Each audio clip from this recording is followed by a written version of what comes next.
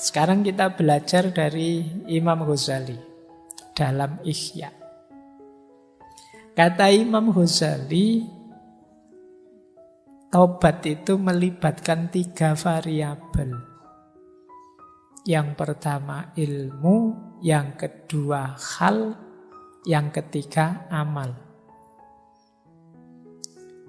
Ilmu itu ya pengetahuan kita tentang mana yang dosa, mana yang tidak, mana yang maksiat, mana yang tidak, mana yang diperbolehkan, mana yang tidak, mana yang menghalangi, menjauhkan kita dari Allah, mana yang tidak. Ini ilmu. Banyak orang dosa tapi tidak tahu karena ilmunya kurang. Maka variabel tobat yang paling awal itu ilmu. Semakin luas ilmumu, semakin paham tentang tata perilaku, ya kamu akan semakin ngerti mana boleh, mana tidak boleh.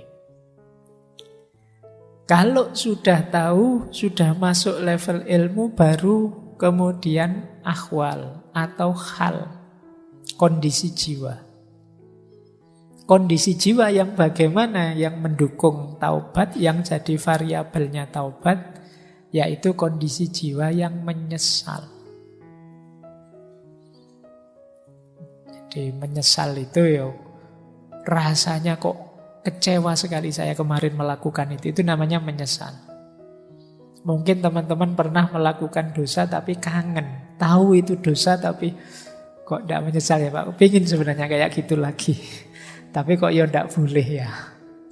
Nah ini namanya halnya masih belum. Ilmunya kamu sudah tahu bahwa itu tidak boleh. Tapi jiwamu masih belum cocok. Masih ingin mengulang yang lama, yang sekarang sudah berlalu. Saya tahu itu tidak boleh Pak, tapi kok ya terkenang-kenang ya Pak. Tidak ada menyesalnya. Nah berarti memang kondisi jiwamu belum siap untuk tobat. Ayo diatur biar tahu kemudian sadar sehingga menyesal. Kalau sudah menyesal baru kelihatan di tindakan. Berhenti saat itu juga dan berjanji tidak mengulangi. Kalau tidak ada penyesalan biasanya sulit masuk ke amal ini. Kalau tidak ada ilmu sulit juga masuk ke hal. Jadi ada ilmu, ada hal, ada amal. Ini 3 rangkaian yang harus terpenuhi dulu. Jadi ternyata memang apa-apa itu ya dasarnya ilmu. Makanya jangan berhenti belajar.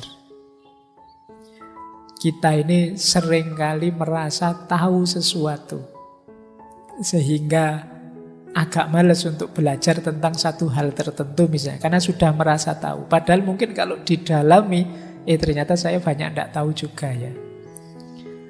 Mungkin setelah kajian malam hari ini kamu baru tahu, ternyata yo luas juga kalau membahas taubat. Ngertimu selama ini taubat itu yang penting menyesal terus tidak mengulangi kan itu aja. Tapi kalau diteorikan ternyata bisa luas. Itulah istimewanya ilmu. Semakin tambah ilmumu, semakin mudah kamu menata apa yang harus kamu lakukan, apa yang jangan dilakukan. Maka ilmu jadi penting, jadi kunci untuk apapun. Jadi taubat pun perlu ilmu. Setelah ilmu baru kesadaran namanya hal, setelah itu baru amal. Amal tidak mungkin muncul tanpa ada kesadaran. Kesadaran tidak mungkin muncul tanpa ada ilmu. Inilah 3 rangkaian teori untuk kita bertobat. Nah malam hari ini mungkin antara lain itu kita belajar teorinya taubat. Meskipun ya waktunya terbatas. Kita mungkin sekitar 2 jaman membahas ini. Itu pun sebenarnya masih banyak yang harus saya lewati, saya skip. Kamu sudah ngantuk-ngantuk tapi ternyata juga masih banyak yang belum masuk. Iya. Baik, ya gimana lagi? Itu luasnya ilmu. Padahal ini masih ilmunya manusia. Kata Al-Quran, ilmunya manusia itu setetes air di tengah samudra kalau dibandingkan ilmunya Tuhan. Bahkan kalau dilipat gandakan 7 kali, samudranya pun ya levelnya masih setetes air. Baik. Nah, kalau ini yang sederhana, saya ambilkan dari Riyadhus Shalihinnya Imam Nawawi. Tidak apa-apa ya, malam hari ini kita menjelajah karya-karya para ulama, kita ambili yang tentang taubat. Kalau tulisan ini mungkin kayak footnote-footnote-nya. Nah, kalian yang tertarik ya jangan berhenti di ngaji ini. Kamu buka sendiri kitabnya. Tadi ada Ihya, sekarang Riyadhus Shalihin. Kalau ini terkenal, teori ini syarat-syaratnya orang tobat. Nah, ini sederhana. Yang pertama berhenti. Jadi tidak ada ceritanya tobat itu, saya sudah tobat Pak tadi, tapi ini saya selesaikan dulu ya Pak, biar tuntas dosanya, tidak begitu. Iya, saat itu juga harus berhenti. Eman-eman Pak, filmnya baru setengah jalan, tidak, harus berhenti. Nah, terus menyesal. Jadi berhenti kok tidak ada menyesalnya, ya belum utuh tobatnya. Dan yang ketiga, berjanji tidak mengulang lagi. Ini untuk dosa-dosa yang tidak ada hubungannya dengan orang lain. Nah, mungkin kamu dosa telat sholat, dosa apalah ya, pokoknya tidak berhubungan dengan orang lain. Tapi kalau ada hubungannya dengan orang lain, rumusnya 1, 2, 3 tadi plus kembalikan haknya orang lain. Jadi kalau kita mengambil hartanya, kembalikan sejumlah yang kita ambil.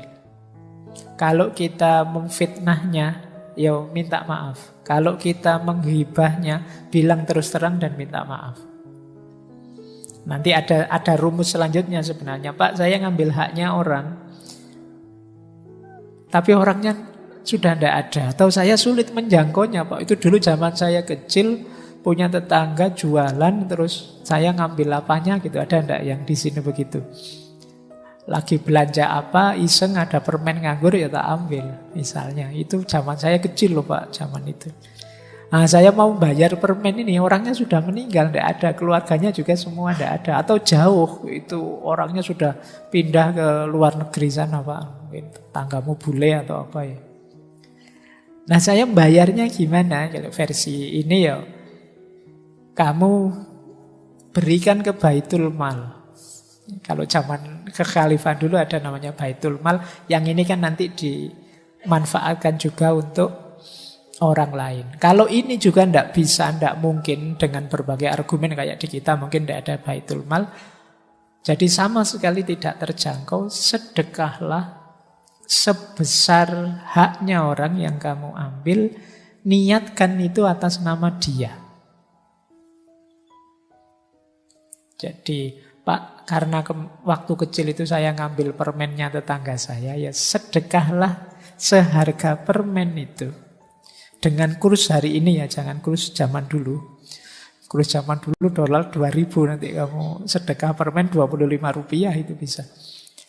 Jadi seharga permen itu atas nama dia, sambil mendoakan dia. Kata Imam Nawawi, Allah tahu apa yang ada di hatimu, kesungguhanmu untuk membayar haknya. Tapi kalau terjangkau ya kamu berikan langsung, minta maafnya. Jadi dosa itu kalau menyangkut haknya orang lain lebih rumit, lebih berat. Makanya hati-hati. Jangan sampai terbawa, jangan sampai terikut haknya orang lain. Sekecil apapun. Meskipun tidak sengaja, apalagi sengaja. Karena proses menetralkannya lebih rumit. Kalau sama Allah sih mungkin lebih mudah, karena Allah Maha Pengampun, Maha Penyayang. Kalau sama orang lain agak berat. Jadi kalian ingat-ingat ya, kemarin waktu WA, waktu Twitteran, Instagraman, pernah enggak kamu komen menyakiti orang? Setelah ini kamu DM dia minta maaf. Khawatirnya kamu lupa dengan apa yang kamu lakukan yang menyakiti orang, mengambil haknya orang, memfitnah orang, menghibah orang, dan lain sebagainya. Jadi ini lebih berat menetralkannya. Oke, yo memang hari ini zamannya kan kamu dituntut untuk eksis terus. Yang kadang-kadang kamu tidak sadar melanggar haknya orang. Meskipun itu sekedar hak kehormatannya atau hak privasinya. Yang tidak harusnya kamu obral misalnya. Itu pun kamu harus minta halalnya ke dia. Jangan lupa, Al-Quran punya rumus, فَمَنْ يَعْمَلْ مِثْقَالَ ذَرَّةٍ خَيْرًا يَرَهُ وَمَنْ يَعْمَلْ مِثْقَالَ ذَرَّةٍ شَرًّا يَرَهُ. Jadi kebaikanmu atau keburukanmu sekecil apapun akan engkau nikmati, akan kau lihat hasilnya. Jadi sebelum ada efek buruk dari perbuatan buruk terjadi, ayo dinetralkan dengan tobat ini. Ya yang terjangkau ya dijangkau, yang tidak terjangkau dicari gantinya. Seperti sedekah tadi. Baik, saya lanjutkan. Jadi ini syarat-syaratnya tobat. Nah, kita belajar lagi nyari footnote yang lain, nyari wawasan lain. Saya bawakan 2 pendapat tentang jenisnya tobat. Yang pertama dari Sultanul Aulia Syekh Abdul Qadir Al-Jilani. Yang kedua dari Syekh Ibnu Athaillah As-Sakandari yang menulis kitab Hikam. Kalau menurut Syekh Abdul Qadir Jilani, tobat itu ada 3 jenis yang sifatnya level. Ada tobatnya orang awam, ada tobatnya khawas, ada tobatnya khawasul khawas. Tobatnya orang awam itu tentu saja dari dosa, dari maksiat. Berarti dia masih sibuk dengan maksiat dan dosanya. Nah, ini level kita. Alhamdulillah kalau kita sudah ada di level ini. Meskipun ini level paling rendah kan namanya sudah level tobat. Banyak orang yang masih ragu-ragu mau tobat. Yang kedua level khawas. Kalau level khawas ini tobat dari ghaflah. Ghaflah itu hati yang lalai dari Allah. Terlalu asik main HP sampai lupa perintah-perintahnya Allah yang wajib maupun yang sunnah. Ini hati yang ghaflah. Ghaflah itu hati yang lalai.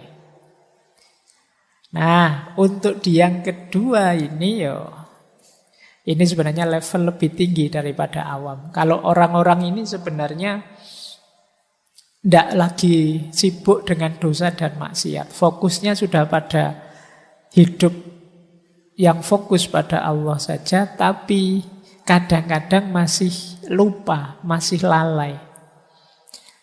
Jadi ibadahnya lengkap, dosa-dosa tidak dijalankan, tapi kadang-kadang lupa dengan yang utama-utama.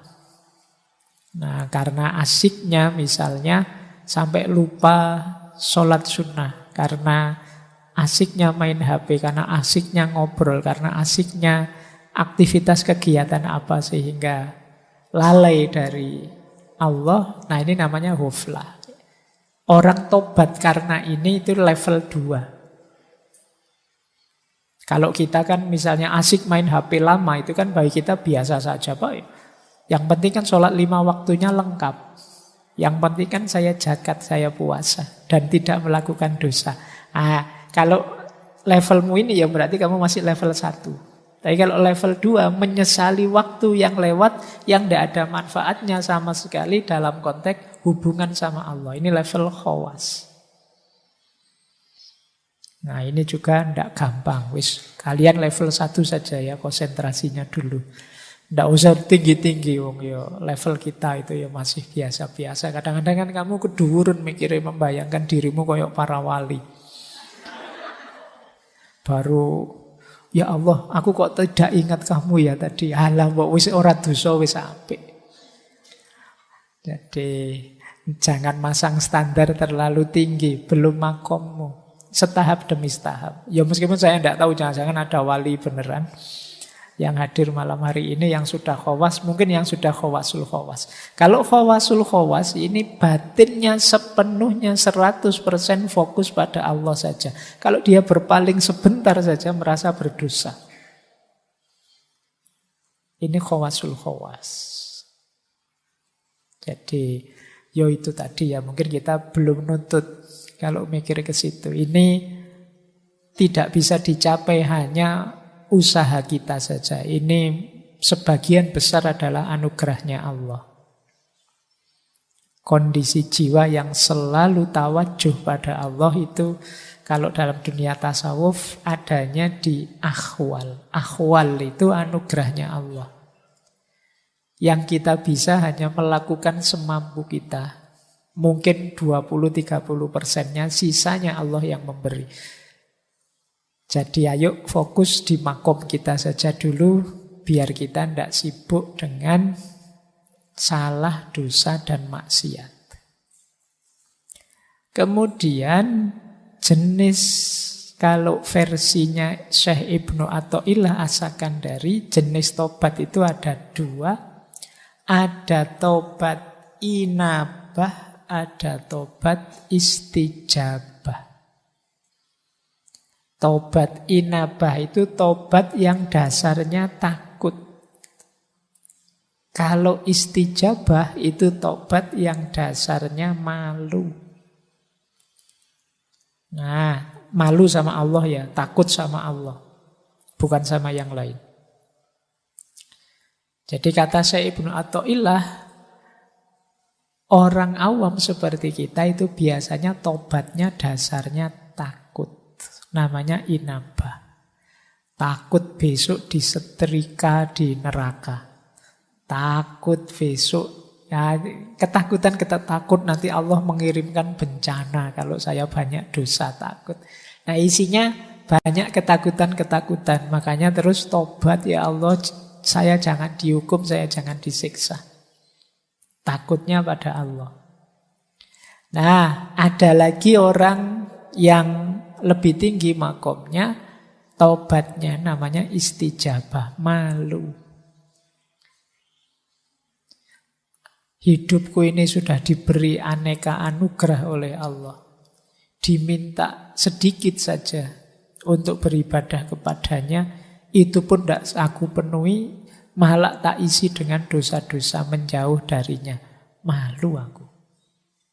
Jadi malu ini levelnya lebih tinggi dari takut. Kalau malu, biasanya otomatis orang tercegah dari dosa. Kalau takut kadang-kadang kalau ada alasan yang menetralisir ketakutannya, ya takutnya selesai. Takut Pak saya masuk neraka, terus karena kamu belajar filsafat, terus kamu mikir neraka itu beneran ada enggak sih Pak? Neraka, terus kamu mikir-mikir sendiri, kamu cari alasan-alasan sendiri, ya enggak perlulah takut neraka, Allah itu maha penyayang, wis tambah kumat nanti dosamu. Nah ini dasarnya takut. Tapi kalau malu enggak, malu itu membuat orang tercegah. Makanya ada hadisnya Nabi itu kan, kalau engkau tidak malu ya lakukan segalanya. Yang bisa ngerem kita itu malu. Jadi maka yo kalau level kita sudah tinggi, nanti kita tidak melakukan dosa itu karena malu sama Allah. Ini kalau dalam tasawuf, orang yang makomnya sudah muraqabah. Orang yang punya kesadaran dilihat Allah terus. Ini levelnya muraqabah namanya.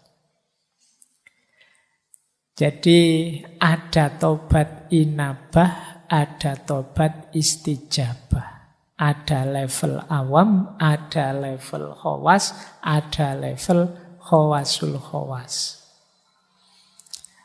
Baik, kita lanjutkan ya. Saya tidak tahu kamu kerasan apa tidak tema kayak gini. Jangan-jangan kamu sudah panas ini. Kalau ketemu tema-tema suruh tobat, suruh waduh Pak ini. Tobat saya Pak. Terus, nah ini menarik. Saya ambil dari Syekh Abdul Qadir Jailani. Dari kitab beliau, Hunyah. Al-Ghunyah li talibil haqqi azza wa jalla. Indikator kalau kita tobat diterima atau tidak. Nah ini Syekh Abdul Qadir Jailani punya teori menarik. Kita kan tidak tahu tobat kita diterima atau tidak, tapi kelihatan dari implikasinya dalam diri kita. Saya yakin teman-teman yang rajin wirid, zikir itu tiap hari tobat lewat istighfar kita. Tapi coba dicek, kalau pakai teorinya Syekh Abdul Qadir Jailani ini, indikator istighfarmu, tobatmu diterima apa? Yang pertama, lisan kita terkendali dari yang tidak manfaat, ghibah, mencela, dusta. Zamannya beliau mungkin belum ada medsos, jadi tak tambahi lisan dan jempol kita terkendali. Jadi kita sangat hati-hati kalau ingin bicara atau kalau ingin posting sesuatu yang bersinggungan dengan orang lain. Kita ngomong yang manfaat-manfaat atau yang ghibah-ghibah atau yang mencela atau yang dusta. Kalau masih bertaburan ketidakmanfaatan, ghibah, mencela, dusta, tobat kita sebenarnya belum tuntas. Lah itu kan sudah dosa lagi itu namanya. Berarti tobat kita belum sukses. Ya seperti tadi kita itu sering memberikan pembenaran-pembenaran terhadap dosa kita. Ghibah kita beri nama lain, ini kan demi kebenaran Pak. Karena hibah itu memang sesuatu yang benar, tapi sesuatu yang benar yang tidak disukai oleh orang yang bersangkutan. Nah, terus kita sebarkan kemana-mana. Ini namanya hibah. Ini penghalang kita dari Allah. Jadi kalau masih banyak ininya, yang tidak manfaat, yang hibah, yang mencela orang, merendahkan orang, menjatuhkan nama baik orang, mencaci maki orang, mendustai orang, tobat kita masih belum tuntas, masih belum diterima. Lupa tapi yang sana maki-maki dulu Pak. Iya, yang sana tobatnya tidak diterima. Kalau kamu balas maki-maki, kamu juga berarti. Kita sering tidak sadar ini. Yang kedua, tobat yang sukses itu melenyapkan rasa dengki dan permusuhan. Terhadap apapun, terhadap siapapun. Orang yang bertobat itu batinnya bersih. Cirinya batin yang bersih itu di situ tidak ada akhlak yang madhmumah, tercela. Kebencian, kedengkian, dan permusuhan itu bagian dari akhlak yang madhmumah.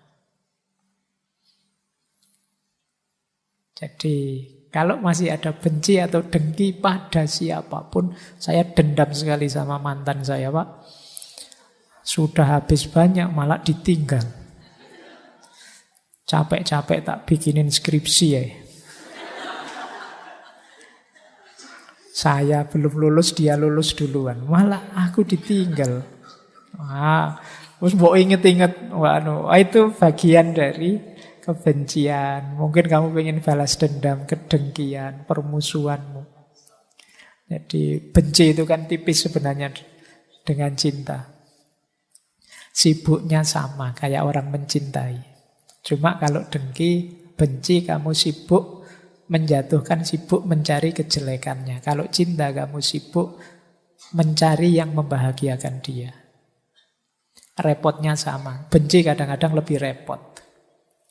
Makanya kata Imam Ghazali, di antara jalan muhasabah, kalau kita kesulitan muhasabah yang baik seperti apa, wong kita tidak punya kemampuan berpikir sendiri, ambillah pelajaran dari musuh saja. Orang yang benci kita, orang yang dengki kita. Karena biasanya orang yang benci kita itu sibuk mencari kesalahan kita. Alhamdulillah loh, kita dicarikan salah kita di mana. Kita mencari sendiri tidak bisa. Jadi bahagialah kalian yang hatersnya banyak. Jadi kalau kamu punya banyak haters kan itu tiap hari kan kamu diserang terus. Kamu salah ini, kamu salah itu. Alhamdulillah tidak capek-capek muhasabah sekarang tahu salah-salahku di mana, kelemahanku di mana. Oke, jadi manfaatkan itu ya. Kamu kadang-kadang stres sendiri gara-gara haters. Yo lumayan kamu dapat. Tidak usah bayari orang untuk bantu kamu. Dia sudah mencarikanmu salahmu di mana, kurangmu di mana. Yang ketiga, ini menarik kata beliau, Syekh Abdul Qadir Jailani. Cirinya orang yang tobatnya diterima, itu hatinya kuat dan siap meninggalkan kawan yang memberi pengaruh buruk. Ini kalau diterjemahkan pakai bahasanya anak-anak hari ini, bisa menjauh dari toxic people. Jadi kalau ada teman kok toxic ditinggal saja. Nah, ketika kita tidak bisa meninggalkan teman-teman yang toxic, yang memberi pengaruh buruk ini, ya berarti memang tobat kita tidak akan tuntas. Ya kita kena pengaruh buruk terus, ya kita rusak terus. Jadi hindarilah orang-orang tipe ini. Meskipun terlanjur, Pak, teman dekat ya Pak, teman. Ya teman ya tetap teman, kan tidak harus tiap hari nyampur. Tidak harus deket tiap hari. Jadi belajarlah LDR-an. Meskipun hanya dengan teman. Apalagi teman yang toksik. Jadi yang merusak saja, yang menyulitkanmu saja. Karena ya kalau temanmu sangat berpengaruh padamu, sementara pengaruhnya negatif, ya sulit kamu menuntaskan aktivitas tobatmu. Yang keempat, indikator tobatmu diterima itu rasanya kamu belum siap mati terus. Maksudnya apa? Kamu merasa kurang terus. Wah, ini masih belum imbang, amalku masih belum banyak, dosaku masih lebih besar. Jadi mati rasanya kok belum siap terus. Bukan belum siap mati karena saya belum kawin ya Pak. Saya belum, bukan itu. Belum siap matinya karena merasa amalku belum cukup. Kebaikanku masih kalah banyak dengan keburukanku, dengan dosaku. Nah ini berarti kalau kita masih merasa begitu, indikator bahwa tobat kita sudah mulai beres. Sudah mulai sungguh-sungguh. Belum siap mati, menyesal terus, ingin mohon ampun terus. Nah, jadi ini 4 indikator diterimanya taubat. Menurut Syekh Abdul Qadir Jailani dalam kitab Hunya. Nah, ini coba dicek ya, nanti introspeksi dalam diri kita. Apa dalam diri kita masih ada output yang sifatnya tidak manfaat, merusak, menyakiti orang, dusta pada orang. Kemudian masih ada tidak dalam diri kita rasa dengki, rasa permusuhan, rasa dendam pada siapapun.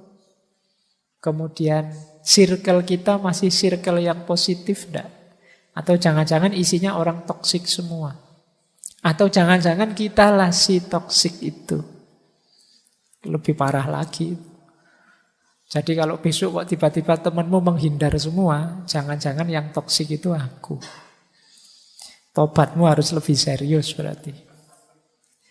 Nah yang keempat, ayo coba dikalkulasi. Kamu siap enggak kalau saat ini juga kamu dipanggil oleh Allah? Apa dosamu sudah bersih?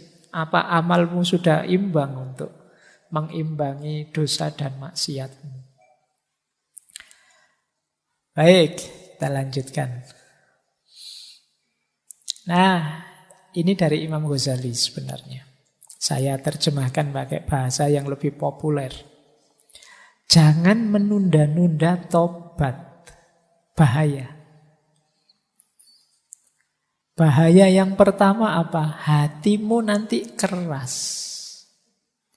Kerasnya hati itu maksudnya ya dosa tapi tidak ada rasanya. Tidak ada rasanya itu maksudnya ya santai saja kamu.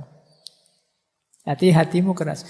Menyakiti orang tapi kamu malah gembira. Rasain dia. dia mesti sakit itu hatinya kalau saya ngomong ini tadi. Itu kalau kamu seperti itu hatimu keras sudah. Mas mbok yo tobat. Nanti dulu Pak, nunggu dia hancur dulu baru saya tobat.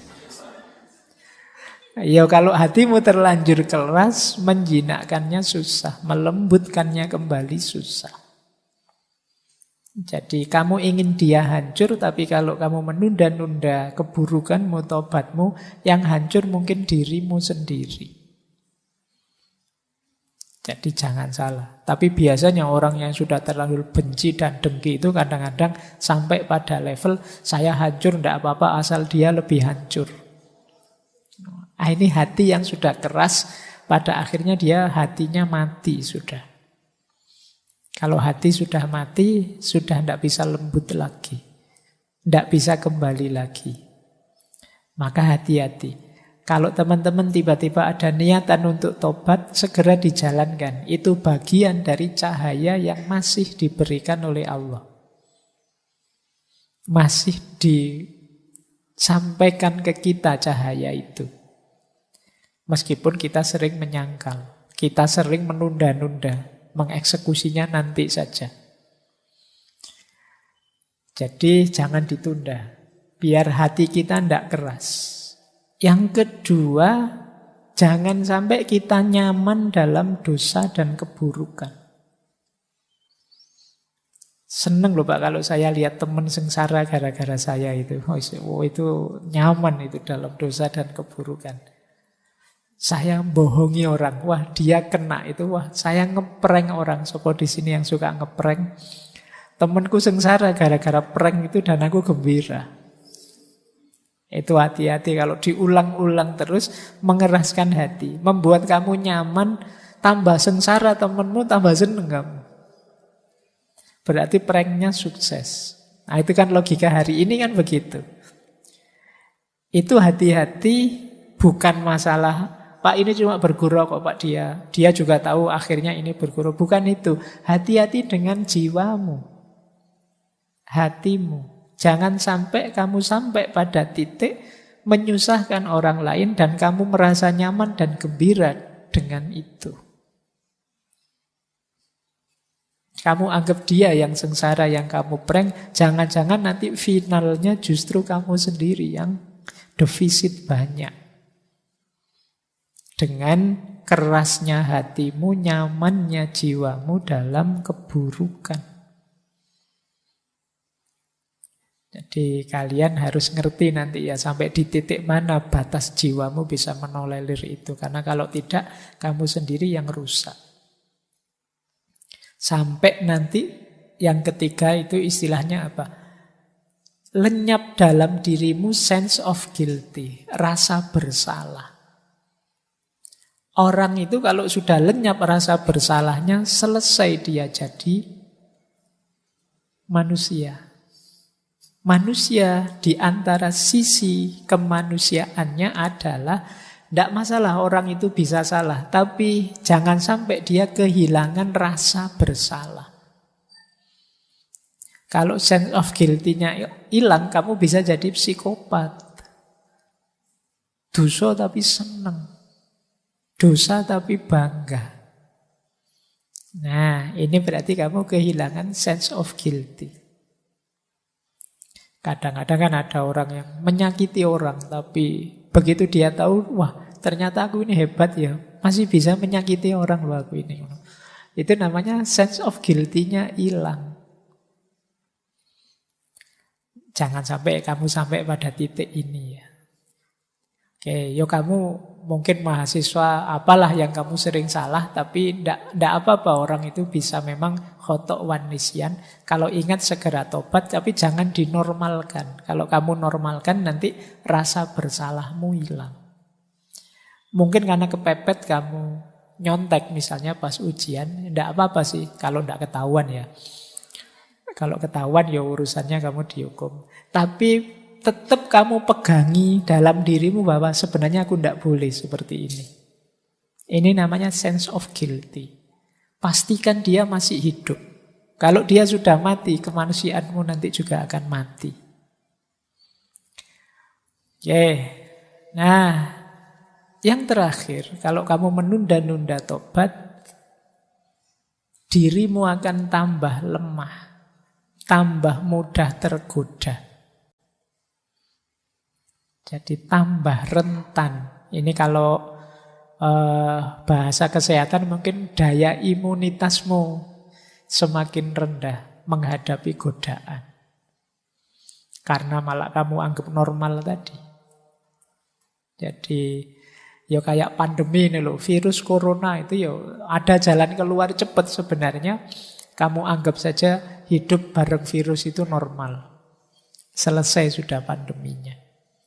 Nah, dosa juga begitu. Kalau kamu nganggap, dosa-dosa tidak apa-apa lah Pak. Ya sudah selesai. Kamu jadi orang yang hatinya mati tadi. Kehilangan sense of guilty, yang nyaman dalam dosa dan keburukan. Daya tahan spiritualmu lemah. Ini bahaya untuk sisi dimensi kemanusiaan kita. Baik, saya lanjutkan. Nah, ada teori menarik beberapa. Saya ambil dari kitabnya Imam Ghazali, Minhajul Abidin. Saya akan agak cepat ya, karena materinya ternyata masih banyak. Ini hal-hal yang tidak bisa disebut tobat. Nah, ini teori ya. Yang pertama, seperti yang saya bilang tadi, kamu ragu-ragu, masih maju mundur. Jangan-jangan besok saya melakukan lagi. Mas, tobat beneran? Tidak tahu ya Pak. Mungkin besok bisa begini lagi saya itu. Ini tidak termasuk tobat. Jadi tobat itu ya mantep hatinya meninggalkan dosa. Sudah. Untuk saat ini mungkin saya mampu Pak meninggalkan ini. Tapi untuk besok-besok saya tidak yakin Pak. Wong yo hidup ini dinamis. Ya sudah, berarti kamu belum tobat. Masih membuka diri besok mungkin melakukan itu. Kuatkan saja tekad bahwa saya akan berjuang untuk tidak mengulang lagi, titik. Tidak usah dikasih embel-embel, hidup ini kan dinamis Pak, hidup ini kan plural Pak, macam-macam Pak. Kamu tidak jadi tobat sudah kalau kayak gitu. Saya tobat Pak, tapi kan ya lihat ruang dan waktunya Pak, situasinya Pak, konteksnya Pak, ya wis aja tobat, wis kakean dalil kamu. Tobat itu pokoknya kamu janji saya tidak akan ngulang. Kalau masih banyak syarat dan ketentuan berlaku, belum tobat. Yang kedua, tobat itu tidak termasuk tobat kalau dia meninggalkan dosa yang tidak pernah dia lakukan. Ya ini namanya bukan tobat. Gitu loh. Saya tidak pernah kok Pak meninggalkan, kamu tidak pernah tidak pernah zina, tapi saya ini kuat loh Pak. Saya bertobat dari zina. Kalau nggak pernah kamu lakukan, ya namanya bukan tobat. Tobat itu dari yang kamu lakukan. Jadi, wong nggak salah kok tobat. Nah, ini kata Imam Ghazali. Wah, itu kan kayak Indonesia itu sepak bolanya hebat loh. Brasil, Italia nggak pernah mengalahkan Indonesia. Ya memang tidak pernah tanding, ya tidak bisa kalah. Nanti kamu, wah Spanyol sudah tersingkir, mana lagi tersingkir. Indonesia tidak ada di daftar negara yang tersingkir dari Piala Dunia. Memang tidak lolos, ya tidak mungkin tersingkir. Oh, tidak pernah ikut lomba, ya tidak ada kalahnya. Jadi yang nomor 2 ini bukan tobat. Ada lagi yang ketiga, ini juga bukan tobat. Meninggalkan dosa tapi karena terpaksa oleh situasi. Ini juga bukan tobat. Misalnya zaman mudanya, wah dia tukang zina ini, ganti pasangan berapa saja. Sudah tua dia tobat. Kenapa? Sudah tidak kuat ngapa-ngapain sekarang. Jadi dia tidak begitu lagi. Oh, itu namanya bukan tobat, ya memang tidak kuat. Alhamdulillah Pak, saya sekarang tidak nyontek lagi. Wah bagus, ya memang saya sekarang sudah di DO, tidak kuliah sudah. Ya mesti aja, tidak nyontek lagi, wong sudah tidak kuliah. Nah ini juga namanya bukan tobat. Oh, kamu sudah tidak ada di arena itu lagi, jadi tidak mengulang bukan karena tobat, dipaksa oleh situasi. Mungkin nanti daftar kuliah lagi ya kumat lagi nyonteknya. Kakek-kakek tadi kalau diberi obat kuat mungkin ya kumat lagi. Jadi yang ini bukan tobat karena terpaksa. Jadi jenis ketiga ini bukan tobat. Yang keempat termasuk bukan tobat, meninggalkan dosa karena takut kepada selain Allah. Wah, sekarang sudah tidak sholat sendirian ya, ke masjid terus. Iya, pimpinan saya mewajibkan kalau zuhur harus ke masjid. Jadi ya karena ada SK-nya bukan karena Allah. Nah, ini juga tidak termasuk tobat. Kok sekarang kamu tidak maling lagi? Wah, sekarang polisi di mana-mana, khawatir masuk penjara. Ayo tidak maling bukan karena tobat, kalau gitu takut penjara. Jadi ada 4 hal kata Imam Ghazali yang itu tidak termasuk tobat. Nah, taubat di luar rumus ini berarti. Ini untuk nambah wawasan saja, karena kadang-kadang kan kita pakai istilah tobat itu umum saja. Pokoknya orang berhenti dari melakukan dosa, yaitu tobat. Padahal ya dilihat dulu dalam situasi apa dulu. Baik. Nah, terus ada lagi orang yang beralasan, Pak, manusia itu kan memang manusiawi punya dosa. Bukankah tidak mungkin ada orang yang bersih 100% tanpa dosa? Jawabnya Imam Ghazali, ya. Seperti itu memang fitrahnya manusia. Tapi setidaknya orang yang sungguh-sungguh tobat itu jangan melakukan dosa secara sengaja. Ya kalau tidak sengaja misalnya di luar kontrol tidak masalah lah. Misalnya mungkin saya benar-benar niat tobat kok. Saya tidak akan bohong lagi. Tiba-tiba keceplosan bohong karena selama ini sudah terbiasa begitu. Ya minimal itulah yang tidak disengaja. Jangan secara sengaja. Bahwa tidak ada manusia yang bersih, iya. Tapi semoga khilaf dan dosa kita itu sesuatu yang tidak kita sengaja. Saya tidak niat ke sana kok Pak Yo. Kok iya sampai ke sana juga tanpa saya sadari. Nah, usahakan dosa-dosa kita itu minimal di level ini, di level yang di luar kesengajaan kita. Entah dalam hal apapun. Jadi jawabnya, kalau ada yang tanya kan manusia itu manusiawi saja salah. Ya, tapi jangan secara sengaja kamu melakukan kesalahan. Kalau secara sengaja melakukan kesalahan, tidak manusiawi namanya. Ya kamu memang jarak, kalau bahasa Jawanya. Kamu nekat, nerjang aturan. Baik, ada lagi masih dari Minhajul Abidin ya. Ini problem-problem yang sering jadi alasanmu untuk menunda tobat. Kita sering beralasan seperti ini, Pak. Saya masih belum berani tobat, Pak. Saya khawatir nanti mengulang lagi dosa yang saya lakukan. Kata Imam Ghazali, kalau ada yang bilang begitu, bilang bahwa mungkin saja aku berdosa lagi di dosa yang sama, jadi tobatku ini tidak ada artinya. Saya belum berani tobat nasuha, Pak. Saya khawatir nanti dosa ini akan saya ulang lagi. Saya kenal benar kok Pak diri saya kayak gimana. Jawabannya Imam Ghazali gimana? Kalau ada orang bilang seperti itu, jawablah, sangkaanmu itu sebenarnya tipuannya setan. Dari mana kamu bisa memastikan nanti saya pasti kembali melakukan dosa itu? Kata Imam Ghazali, padahal ada loh kemungkinan lain, kamu tobat terus tiba-tiba kamu meninggal. Kan tidak mengulang itu sudah. Lah kalau kamu tunda tadi tobatmu, kamu meninggal dalam kondisi belum tobat. Tidak, tobatlah. Ada niat untuk tobat, tobat saja. Sepenuh hati. Wah, besok ternyata saya khilaf lagi, Pak. Ya tobat lagi. Kita tidak tahu batas umur kita di mana. Kata Imam Ghazali, setelah tobat mungkin kamu dipanggil pulang ke rahmatullah sebelum kembali mengerjakan dosa. Kalau seperti ini berarti kamu orang yang bahagia kan, bersih dari dosa, mati husnul khotimah. Nah, yang harus kamu lakukan, tobatlah dan berupayalah sepenuh tenaga menghindari dosa. Kok yo kepleset khilaf masuk ke situ lagi, yo tobatlah lagi.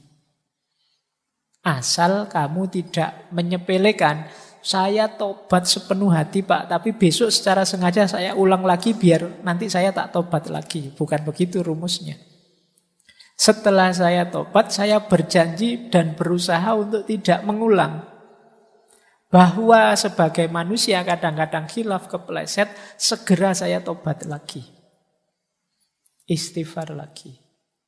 Nah, bukan kok karena manusia itu tempatnya salah dan dosa, maka izinkan saya melakukan salah dan dosa. Bukan begitu. Kita sering rumusnya keliru. Jadi ini kalau ada yang tanya begitu ya.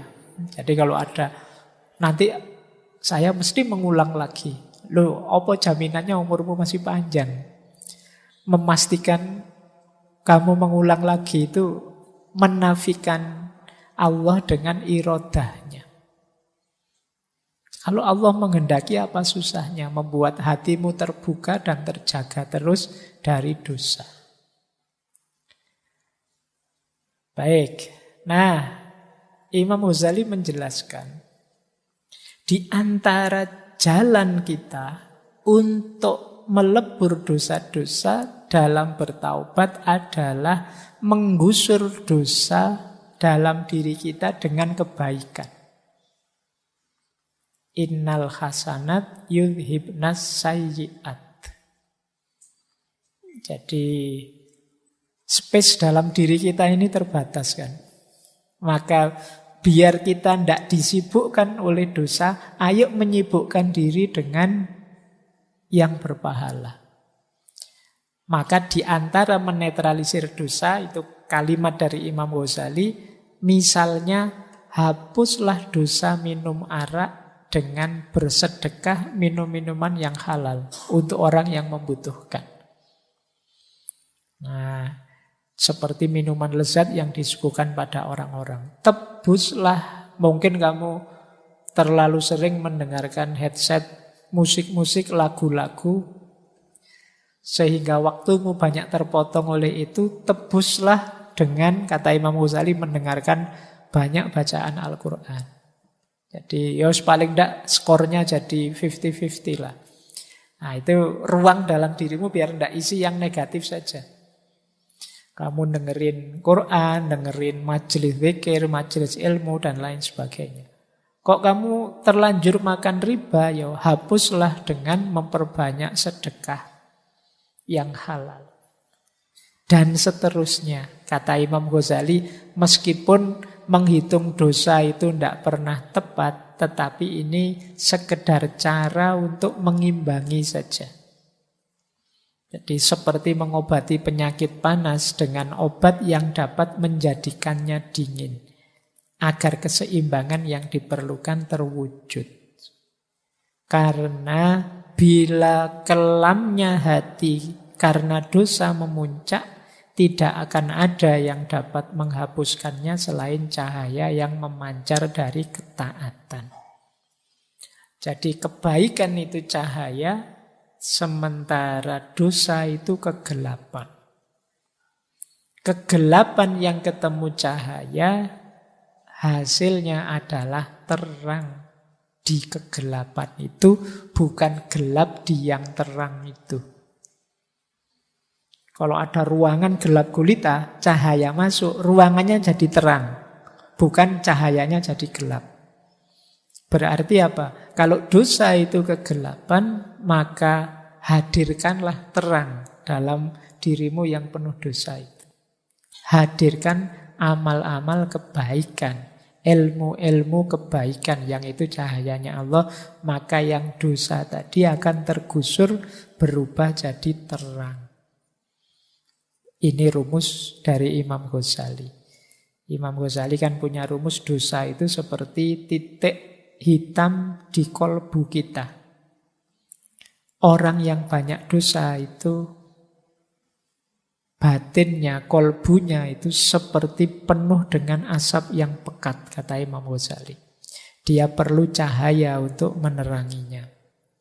Nah ini mungkin kalau hadis ya rumusnya innal hasanat yudhibnas sayyi'at tadi. Kebaikan akan menyingkirkan keburukan. Baik,